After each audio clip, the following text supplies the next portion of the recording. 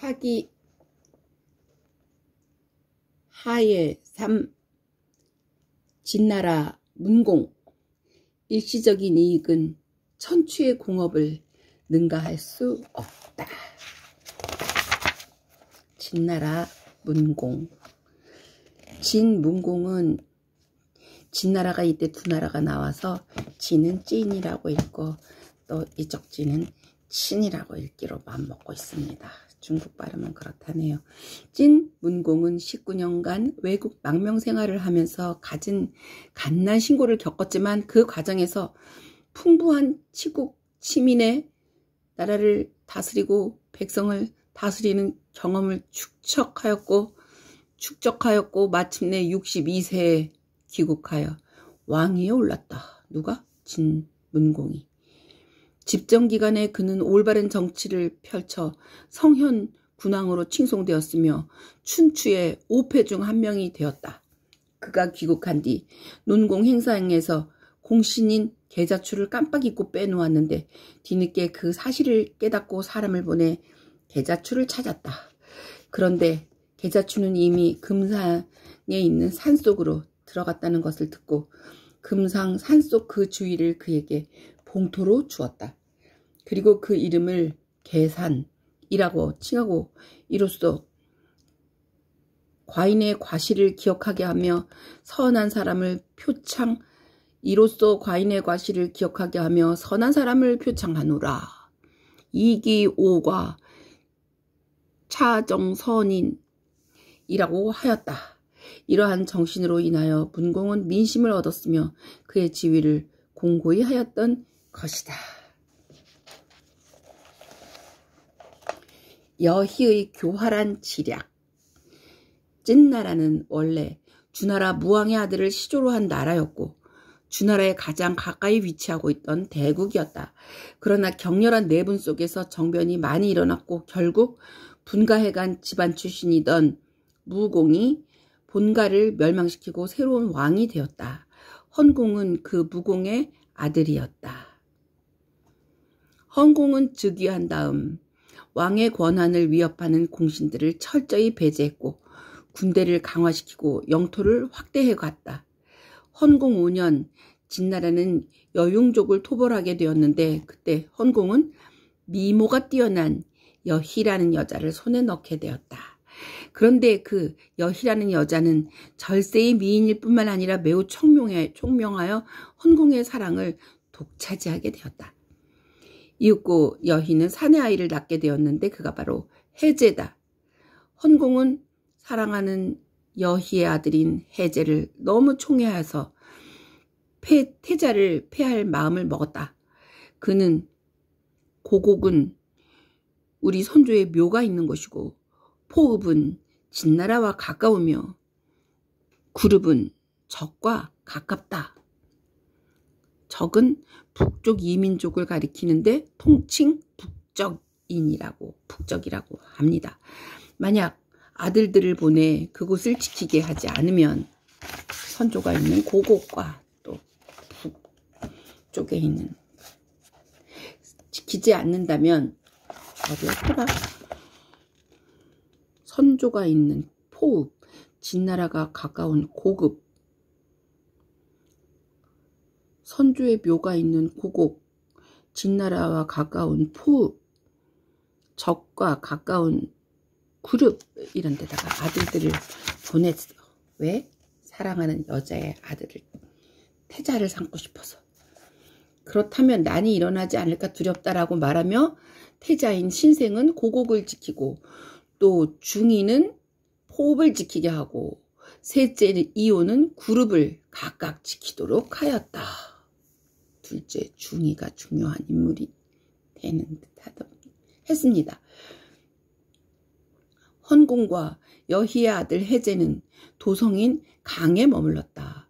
이로 인해 진나라 사람들은 태자가 이름 뭐였어? 신생.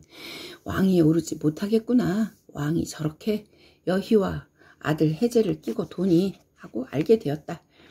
태자인 신생의 어머니는 제나라 환공의 딸로서 이름은 제강이었는데 일찍 죽었다.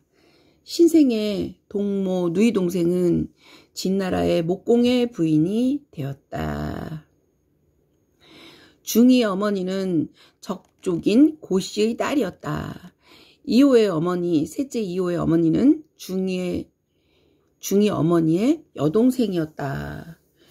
헌공에게는 8명의 아들이 있었는데 태자 신생과 공자 중이와 이호, 셋째 이호가 현명하고 품행이 선량했다. 그러나 여희라는 여자를 얻고 난 후 헌공과 그의 세 아들은 소원해졌다.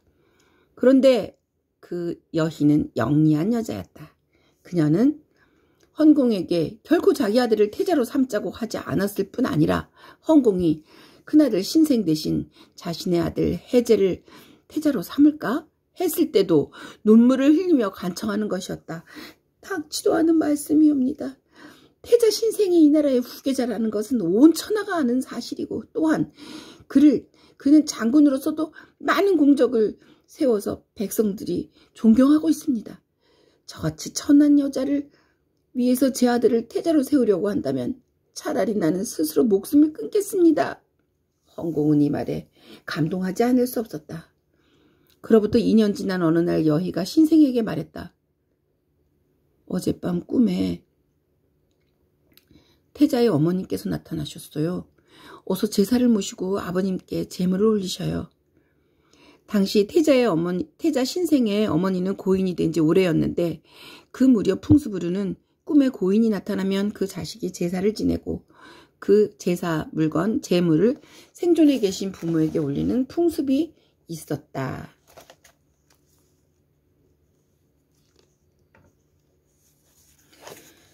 그러한 여희의 말에 태자는 아무 의심 없이 즉시 어머니를 위한 제사를 모시고 술과 음식을 아버지인 헌공에게 바쳤다. 때마침 헌공은 사냥을 나갔었는데 여희는 그 술과 음식에 독약을 타 넣었다. 이튿날 사냥에서 돌아온 헌공이 태자가 올린 음식을 막 입에 대려는 순간 어머나 한번 시험해보시고 드시는 것이 어떨까요? 하고 여희가 말했다. 이에 헌공은 술병을 땅에 부었다. 그러자 땅이 갑자기 부풀어 올랐고 음식을 개에게 먹이자 개가 금방 죽어버렸다.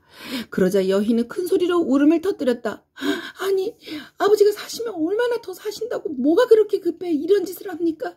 장차 어찌해야 하나요? 한참 통곡하던 여희가 울음을 그치더니 정색을 하며 말했다. 태자가 이런 짓을 하는 것은 오로지 소첩과 소첩의 아들 해제 두 사람 때문이에요. 그러니 우리 두 모자가 타국으로 피해가는 수밖에 없을 듯합니다. 그렇지 않으면 더 이상 수모를 겪지 않도록 스스로 죽게 해주세요.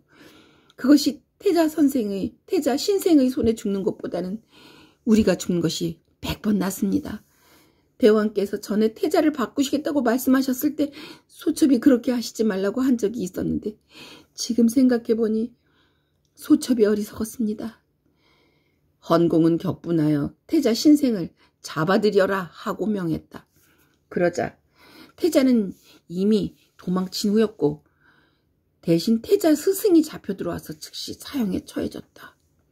한편 몸을 피한 태자 신생에게 어떤 사람이 탄식하며 말했다. 그 독약 사건은 여희가 꾸며낸 일 아닙니까? 왜 변명을 안 하시는 것입니까? 태자 신생은 아주 존재하는. 그러자 신생은 침통한 표정으로 대답했다. 아버지께서는 이미 기력이 없고 쇠약하셨소. 더욱이 그 여희가 없으면 잠도 편히 주무시지 못하고 식사조차 제대로 하시지 못할 정도라오. 내가 사실을 말씀드려 아버지께서 여희에게 배신감을 느끼신다면 그 충격이 얼마나 크겠소. 한편 태자에게 다른 나라로 망명을 권유하는 사람들도 있었다. 그러나 태자는 체념한 듯이 말했다. 그럴 수는 없소. 내가 설사 다른 나라로 간다고 하더라도 아버지에게 독약을 먹이려고 했다는 이런 누명을 뒤집어 쓰고서 어찌 살아갈 수 있겠소. 내가 할 수 있는 일이란 스스로 죽는 수밖에 없소. 이렇게 말하고 태자는 곧 목숨을 스스로 끊었다. 이때 둘째인 중이와 또 셋째 이호가 헌공을 아련했다. 어떤 사람이 여희에게 말했다. 두 공자는 여희께서 참언을 하셔서 태자를 죽게 한 사실을 원망하고 있사옵니다. 이에 여희는 두려워하여 헌공에게 두 사람의 잘못을 말했다. 신생이 제사고기에 독약을 넣을 때 이 공자들은 사실을 알고 있었습니다. 두 공자는 여희가 이런 말을 헌공에게 했다는 소식을 듣고 두려워하여 중이는 포읍으로 이호는 구룹으로 도망을 가서 성을 굳게 닫고 방비했다. 당초 헌공은 사위를 보내 두 공자를 위해 포읍과 구룹의 성벽을 수리하고 축조하게 하였으나 완공을 하지 못하였다. 이호는 이러한 상황을 보고하였고 헌공은 사위를 질책하였다. 사위는 사죄하면서 변경의 성읍에는 도적이 적은데 성벽을 쌓을 필요가 있겠사옵니까? 라고 말하고 물러나왔다. 이후 그는 호피로 만든 옷이 털이 어수선한데 한나라의 군주가 셋이로다. 나는 누구를 따라야 할 것인가? 라고 노래를 지어 불렀다. 마침내 포읍과 그룹의 성벽이 완성되었다. 신생이 죽자 두 공자도 돌아가 그들의 성읍을 방비했다. 헌공 22년 헌공은 두 아들이 말도 없이 돌아간 것에 분노하여 과연 모반할 의사가 있었다고 생각하여 군대를 보내 포읍을 공략하도록 했다. 포읍의 환관인 이제가 중이에게 빨리 목숨을 끊으라고 권하였다. 중이는 담을 뛰어넘어 달아났고 이제는 그를 쫓아가서 그의 옷소매를 베었다. 중이는 적 나라로 도망쳤다. 이때 중이의 나이는 이미 40하고도 3살이었다. 헌공은 또 사람을 보내 구룹을 치도록 했으나 구룹은 견실하여 깨뜨릴 수 없었다. 이듬해 헌공은 대규모 군사를 보내 이호를 공격하니 이호도 견디지 못하고 마침내 양나라로 피신하게 되었다. 2년 후 여희는 그녀의 둘째 아들인 도자를 낳게 되었다. 짠. 충신은 죽고 이호는 왕위에 오르다. 헌공 26년 여름에 헌공의 병은 위독해졌다. 헌공은 측근인 순식을 불러 말했다. 내 뒤를 해제가 계승할 것인데 아직 어리지 않소. 그래서 대신들이 잘 따르지 않을 것이며 또 반란이 일어날 수도 있지. 그대는 해제를 받들고 정사를 잘 보존할 자신이 있는가? 그러하옵니다. 어떻게 그것을 증명하겠는가? 이에 순식이 비장한 어투로 말했다. 남자는 일구이연을 하지 않는 법입니다. 이것이 바로 증거입니다. 그리하여 헌공은 순식에게 해제를 부탁했고 순식은 재상으로 임명되었다. 이런 부질없는 일이다 있나. 드디어 9월에 헌공이 죽었다. 그러자 대부 이급과 비정 두 사람은 반란을 일으켜 헌공의 장례식이 열릴 때 해제를 죽여버렸다. 이때 순식은 잘 지키겠다고 한 순식은 자결하려 했으나 곁에서 해제의 동생 도자를 왕으로 세우고 돌봐줘야 한다고 제안을 하자 마음을 받고 도자를 왕으로 즉위시키기로 했다. 하지만 이번에도 이극이 군사를 이끌고 궁전에 침입해 도자를 살해해버렸다. 그러자 순식도 어쩔 수 없이 자결하고 말았다. 해제와 도사를 살해한 이극은 즉시 중이를 찾아 왕으로 삼고자 했다. 그러나 중이는 정중하게 거절했다. 나는 아버님의 명령을 거역하고 도망쳐 아버님의 장례식장에도 가보지 못한 불충하며 불효한 사람이니 지금 와서 되돌아갈 수는 없소. 라는 말에 해설로 사실 중이는 자신에게 아무런 보호 세력도 없이 피비린내 나는 사륙이 계속되는 곳에 갈 수가 없었던 것이다. 라고 했습니다. 그러자 이극은 다시 헌공의 셋째 아들인 이호를 왕으로 맞아오려고 했다. 이에 이호는 진의 목공에게 사신을 보내서 자기가 왕이 되면 하소 땅을 바치겠다고 약속하며 협조를 청하고 이극에게도 편지를 보내 내가 왕이 되면 너에게 큰 벼슬을 주겠다고 약속했다. 진의 목공은 곧 이호에게 군대를 보내 환국할 수 있게 하였다. 하지만 귀국해서 왕이 된 이호는 진나라와의 약속을 헌신짝처럼 버렸을 뿐 아니라 이극도 배신자라는 이유로 처형시켜버렸다. 그로부터 4년이 지나 커다란 가뭄이 들어 전국에 식량난이 불어닥쳤다. 이때 친나라 대신들은 진나라가 전에 약속을 지키지 않았던 사실을 들어 이 기회에 하자고 주장했다. 그러나 진나라 목공은 그 왕이 나쁜 것이지 백성이야 무슨 죄가 있는가 라면서 오히려 많은 식량을 보내 도왔다. 그 이듬해 이번에는 진나라에 큰 가뭄이 들었다. 그러나 친나라의 왕인 이오는 이 기회를 틈타 친나라를 도벌하겠다고 작정했다.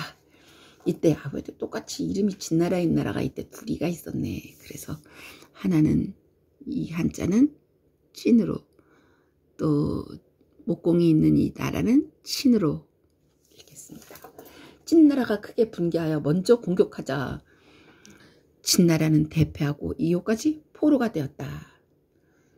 이오는 이때 처형당할 형편이었으나 이오의 누님인 목공의 부인이 상복을 입고 울며 동생을 살려달라고 애원했다. 결국 이오는 겨우 목숨을 건졌지만 태자를 인질로 맡겨야만 했다. 이오는 가까스로 목숨을 연명해가면서도 한편으로는 형 중이가 있기 때문에 자신의 위치가 항상 불안하다고 생각하여 자객을 보내 중이를 죽이도록 했다. 이 사실을 알게 된 중이는 동생의 자객을 피해 또다시 피신해야 했다.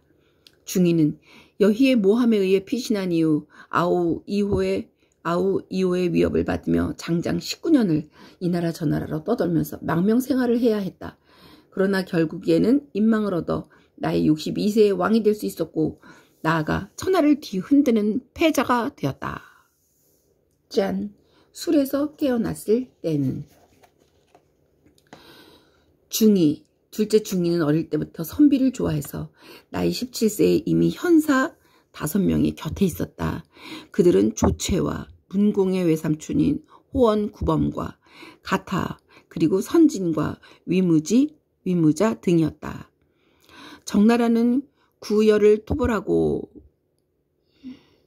구여는 적적의 일파입니다. 구여를 토벌하고 2명의 공주를 포로로 잡았다. 적나라 군주는 큰딸을 중이에게 보내 처로 삼게 했는데 백조와 수규 2 아들을 낳았다. 또 차녀는 조채에게 시집을 보냈는데 조순을 낳았다. 중이가 정나라에서 5년 동안 머무르고 있을 때 진의 헌공이 죽자 이극이 이미 해제와 도자를 시해하고 사람을 보내 중이를 맞아 그를 옥립하고자 했다. 중이는 피살될까봐 두려워 극구 사양하고 돌아가지 않았다. 오래지 않아 진나라는 그의 아우인 이오를 맞아 왕위를 잇게 했는데 그가 바로 해공이었다. 해공 7년 중이를 두려워하던 환관 이제로 하여금 장사들을 데리고 가서 중이를 살해하고자 했다. 중이는 이 소식을 듣고 조채 등과 의논했다. 원래 내가 정나라로 도망했으나 정나라가 나를 지원해 줄 것으로는 결코 믿지 않았소. 다만 거리가 가까워 쉽게 오갈 수 있었기 때문에 잠시 머무른 것뿐이라오. 이미 이곳에서 오래되었으니 이제 큰 나라로 옮길까 생각하오. 제환공은 선행을 좋아하고 패왕이 되어 왕도를 펼치고 제후들을 거두어들여 도는데 마음을 쓰고 있죠. 이제 들으니 관중과 스풍이 죽었다는데 반드시 현명하고 능력 있는 선비를 얻고자 할 것이니 어찌 가지 않겠소? 그래서 제 나라로 출발했다. 중이가 정나라에서 얻은 그의 처에게 말했다. 여보, 25년을 기다려도 내가 오지 않으면 제가 하시오. 그러자 처는 웃으며 말했다. 25년을 기다리면 제 무덤의 칡백나무도 이미 크게 자랐겠습니다. 비록 말은 그렇지만 소첩은 그대를 기다릴 것입니다. 이렇게 하여 중이는 정나라에서 무려 12년을 머무른 후 떠났다. 중이의 나이는 이미 55세였다. 중이 일행이 제 나라로 향하던 도중 오록이라는 마을을 지나게 되었는데 그때 일행은 너무 배가 고팠기 때문에 길가의 농부에게 밥을 달라고 청했다. 그러자 농부는 질그릇에 흙을 가득 담아 주었다. 이에 중이가 크게 화를 내어 꾸짖으려 하자 옆에 있던 조채가 말렸다. 흙을 받는다는 것은 머지않아 영토를 받는다는 뜻입니다. 고맙게 받으십시오. 이윽고 그들은 제나라에 도착하게 되었다. 제나라 황공은 그들을 반갑게 맞아 왕실의 공주를 중이에게 시집 보냈다. 또한 말을 80마리나 주었다. 그런데 제나라에서도 그 이듬해에 환공이 죽고 여가와 수조 일당이 반란을 일으켜 나라가 매우 어지러워지게 되었다. 이로 인해 제나라의 국력은 급속히 쇠퇴하게 되었고 계속 다른 나라의 침입에 시달려야 했다. 중이는 그런 가운데도 5년간 편안하게 보냈다. 그는 제나라에서 맞아들인 부인을 끔찍히 사랑하여 이제 제나라를 떠날 생각은 아예 하지 않고 있었다. 그러던 어느 날 조채와 호원이 뽕나무 아래에서 몰래 제나라를 떠날 방법을 의논하고 있었다. 그러나 그 나무 위에 올라가서 뽕잎을 따던 부인의 몸종이 그 얘기를 엿듣고는 부인에게 일러 바쳤다. 하지만 부인은 고자질한 몸종을 죽여버리고는 오히려 중이에게 빨리 제나라를 떠나라고 권했다. 그러나 중이는 나는 이곳에 뼈를 묻을 작정이요. 평생을 탈 없이 편안하게 지낼 수 있다면 내가 다른 무엇을 원하겠소? 다른 무엇이 문제겠소? 하며 안 가겠다고 버텼다. 그러자 부인이 다시금 권유했다. 당신은 지금 망명객이 되어 그저 아무 일 없이 지내시지만 진나라 백성들은 모두 당신에게 희망을 걸고 있습니다. 하루라도 빨리 돌아가셔서 백성들을 구해내야 합니다. 그런데도 저같이 하찮은 여자에 빠져 편하게만 사시려 하다니 저 역시 부끄럽습니다. 언제 공을 이루시려는 것입니까? 부인이 둘이 다 왜 이렇게 뭐죠? 중이가 그래도 떠날 생각을 하지 않자 그녀는 조채등과 짜고 중이를 잔뜩 술에 취하게 한 다음 수레를 태워 떠나게 했다. 중이가 술에서 깨어났을 때에는 이미 제나라 국경을 넘어서고 있었다. 중이가 노발대발하여 호원을 창으로 찔러 죽이려고 했다. 저를 죽이고 뜻을 이룰 수 있다면 어서 죽이십시오. 이에 중이가 소리쳤다. 내가 만약 실패한다면 숙부의 살을 뜯어 먹겠소. 그러자 호원이 웃으며 대답했다. 하지만 저의 고기는 비린내가 날 터이니 먹을 수도 없을 것입니다. 중이 일행이 조나라에 도착하게 되었다. 그러나 조나라 왕은 그들을 냉대하였을 뿐 아니라 중이의 늑골을 보고 싶다고 조롱하기도 했다. 그러자 대부인 회부기가 왕에게 간곡한 말로 아뢰며 나섰다. 중이 공자로 말할 것 같으면 매우 뛰어난 인물입니다. 더구나 같은 성씨가 아니십니까? 지금 어려움에 빠져 우리에게 몸을 맡겼는데 냉대해서는 안 됩니다. 그러나 왕은 듣지 않았다. 그래서 회부기는 몰래 중이 일행에게 음식을 보내면서 그릇 속에 옥벽, 푸른 벽을 감춰 넣었다. 하지만 중이는 음식을 받았으나 옥벽은 되돌려 주었다. 중이는 돌려주었네. 그리 중이는 또다시 송나라로 가게 되었다. 무슨 상을 내리던데 외국이. 송량지인 짠. 송나라 양공은 제나라 황공이 죽은 후 혼란에 빠진 제나라에 큰 영향력을 행사하여 제나라 왕을 즉위시키는 등 그 역할이 적지 않았다. 그리하여 양공은 천하의 패자가 되겠다는 야망을 품게 되었으며 우선 남쪽의 야만족인 초나라를 응징하기 위해 양공 8년 초나라의 속국인 정나라를 공격했다. 이때 양공의 이복형인 공자, 모기가 반대하고 나섰다. 소국은 소국으로서의 위치가 있습니다. 소국이 만용을 부려 패자가 되겠다고 하는 것은 오히려 화를 불러일으키게 될 뿐입니다. 그러나 양공은 그 말을 무시하고 정나라로 쳐들어갔다. 그러자 과연 초나라는 대규모 군대를 동원하여 정나라를 구하러 달려왔다. 이에 모기는 또다시 전쟁을 하지 말 것을 간청했다. 강력한 초나라의 군대에 우리가 당해낼 수는 없습니다. 지금이라도 군대를 거두셔야 할 줄 압니다. 그러나 양공은 이복형인 공자 모기의 의견을 또한 묵살했다. 초나라 군대는 인의를 모르는 야만적인 군대요.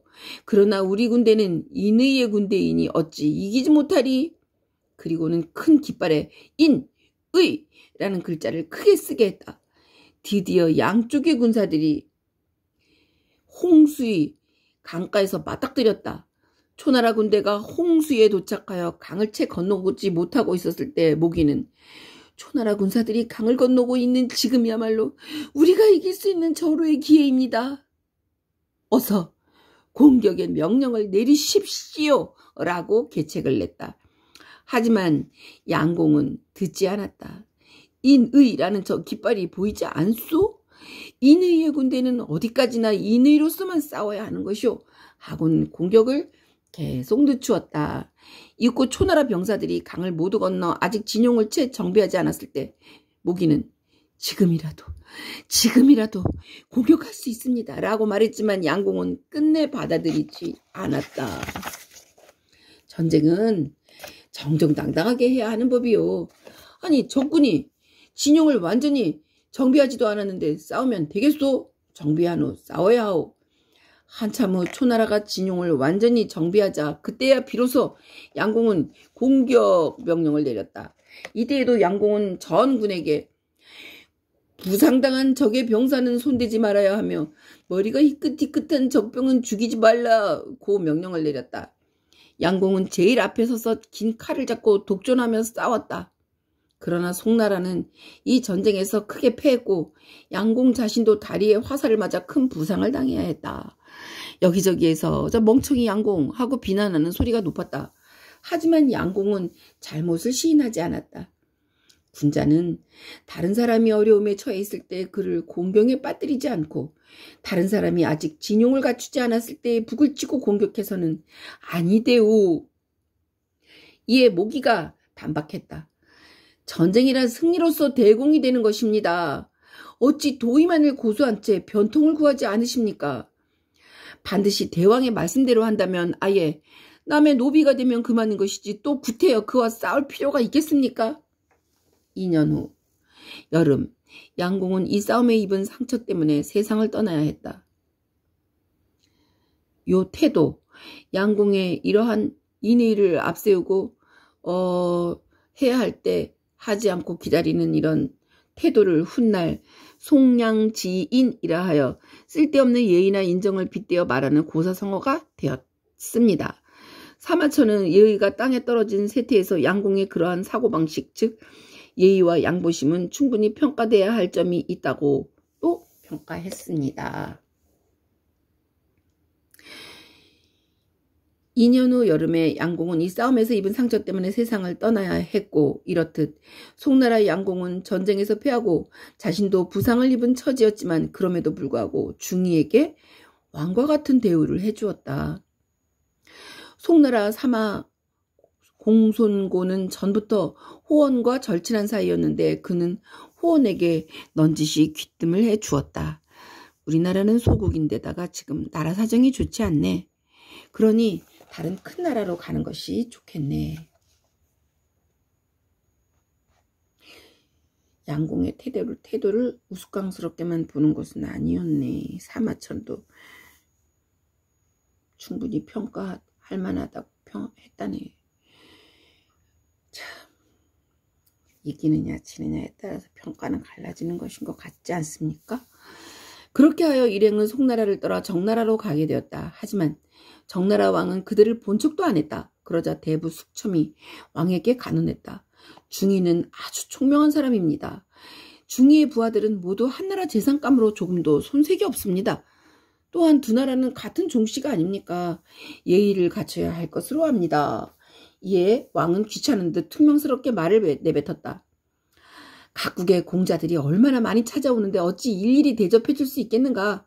그러자 숙첨이 말했다. 그렇다면 차라리 죽여 없애십시오. 저들은 보통 인물이 아닙니다. 반드시 후환이 있을 것입니다.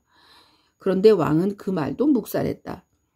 이렇게 하여 중이 일행은 또다시 정나라를 떠나 초나라로 갔다.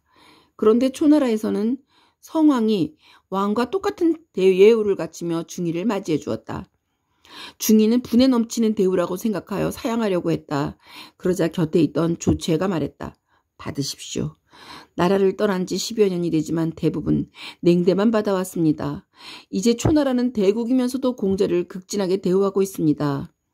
이는 하늘이 도와주시는 것입니다. 이 대접을 사양해서는 안 됩니다. 결국 중이는 초나라의 극진한 대우를 사양하지 않고 받았다.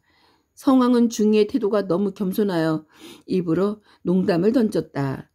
앞으로 환국하시게 되면 나에게 무엇을 선물하겠소? 새의 깃털, 모피, 상아, 구슬과 비단 등 온갖 진귀한 보물은 대왕께 많을 것이니 무엇을 드려야 할지 모르겠습니다. 그래도 꼭 한 가지는 선물로 받고 싶은데요. 그러자 중이는 한참 생각하더니 이윽고 말문을 열었다. 정그러시다면 이렇게 하죠. 만일 앞으로 어쩔 수 없이 전쟁터에서 서로 싸워야 하게 될 때 제가 삼사를 후퇴하여 이 은혜에 보답하겠습니다. 삼사란 당시 군대는 하루에 30리를 행군하고 야영하였기 때문에 30리마다 숙소가 지어졌습니다.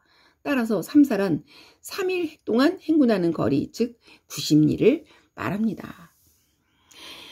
삼사를 후퇴하겠다 해서 은혜에 보답하겠다는 말에 성왕은 고개를 끄덕이며 웃었다. 장군 자옥은 그 말을 듣고 성왕에게 아뢰었다. 대왕께서는 그날에 그자에게 지나친 대우를 해주셨습니다. 그래서 분수를 모르고 무례한 언동을 서슴지 않고 하고 있는 것입니다. 아니, 어떻게 무례한 부탁이나. 내가 환국하시게 되면 선물을 이걸 삼사를 후퇴하는 선물을 주겠다. 이거 무례하지 않습니까? 지금 당장 그자를 죽이십시오. 그러나 성왕은 자옥을 질책했다. 그 말은 도리에 맞지 않소. 그는 오랫동안 망명생활을 하며 무척 고생을 했고 그 부하들은 모두 한나라 재상감이요. 죽인다는 것은 절대 안 될 말이요. 지금 공자의 입장에서 그밖에 어떤 말을 할 수 있겠소. 중이가 초나라에서 몇 달 동안 머물고 있을 때 진나라의 태자인 어가 진나라의 인질로 있다가 탈출한 사건이 일어났다. 진나라는 그 사건에 크게 분노했으며 중이가 초나라에 있다는 사실을 알고 그를 청했다. 그러자 초나라 성왕이 중이에게 말했다. 아시다시피 우리 초나라는 중원으로부터 멀리 떨어져 있어 본국으로 돌아가시려면 매우 시일이 걸립니다. 그러나 진나라는 바로 이웃나라일 뿐 아니라 그 왕이 현명하오. 그러니 진나라로 가는 게 매우 좋을 듯하오. 결국 중이는 진나라로 가게 되었다. 19년의 망명생활 끝에 60이 넘어 왕위에 오르다. 중이가 찐나라에 도착하자 찐나라의 목공은 종실의 여자 5명을 중이에게 시집 보내며 환대했다. 하지만 그 여자들 중에는 찐나라를 탈출한 자기 조카인 어의 아내까지도 있었으므로 중이는 주저하고 있었다.